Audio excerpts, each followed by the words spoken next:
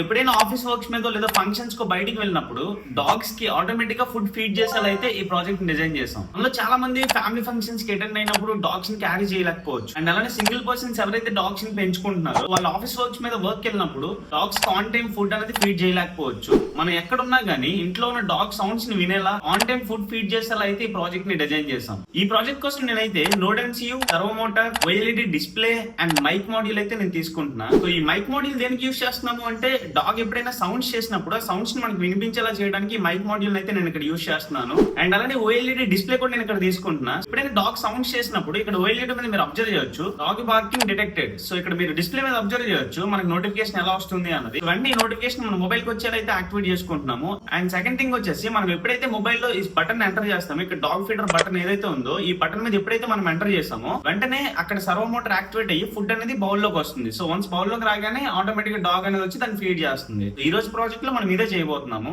మీరు ఇక్కడ అబ్జర్వ్ చేయొచ్చు నేను డిజైన్ అయితే ఈ విధంగా చేశాను. ఒక స్లైడర్ పెట్టాను అండ్ పైన ఫుడ్ అయితే పెట్టాను.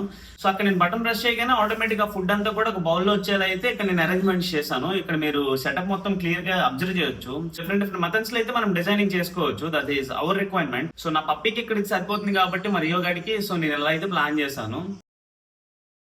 వన్స్ సర్క్యూట్ ఫినిష్ అయిన తర్వాత మనం ఒకసారి ప్రోగ్రామింగ్ మోడ్ కి వెళ్ళిపోతాం. సో ఆర్డినరీ టూల్ నేను ఓపెన్ చేస్తున్నాను. ఇక్కడ మీరు అబ్జర్వ్ చేయొచ్చు. సో వన్స్ ఈ ప్రోగ్రామ్ అంతా రైట్ చేసుకున్న తర్వాత జస్ట్ సింపుల్ గా దీన్ని వెరిఫై చేస్తాము. ఎర్రర్స్ ఏమైనా ఉంటే వాటిని రెక్టిఫై చేసి మళ్ళీ వెరిఫై చేయాలి. సో ఇక్కడ నాకు ఎర్రర్స్ ఏం లేవు కాబట్టి సెలెక్ట్ చేసుకుని డైరెక్ట్ గా అప్లోడ్ చేసేసాను. సో ఈ కంప్లీట్ ప్రాజెక్ట్ మీద మీకు ఏదైనా డౌట్స్ ఉంటే కనుక ఇక్కడ కనిపిస్తున్న నంబర్ కాల్ చేయండి. ఇన్ కేస్ కాల్స్ అవ్వకపోతే ఇక్కడ కనిపిస్తున్న ఈమెయిల్ కూడా మెయిల్ చేయొచ్చు. ఇక్కడ కనిపిస్తుంది మన ఇన్స్టాగ్రామ్ ఛానల్. సో ఇన్స్టాగ్రామ్ లో మీరు నాకు మెసేజ్ చేసినా గానీ నేను మిమ్మల్ని డైరెక్ట్ గా కాంటాక్ట్ అవుతాను. ఈ టోటల్ ప్రాజెక్ట్ కి నేనైతే బ్లింక్ యాప్ అయితే యూస్ చేస్తున్నాను. సో ఈ బ్లింక్ యాప్ లోనే మనం స్విచ్ అండ్ కాన్ఫిగర్ చేసుకోవాలి. And my name is Srinivas, signing off.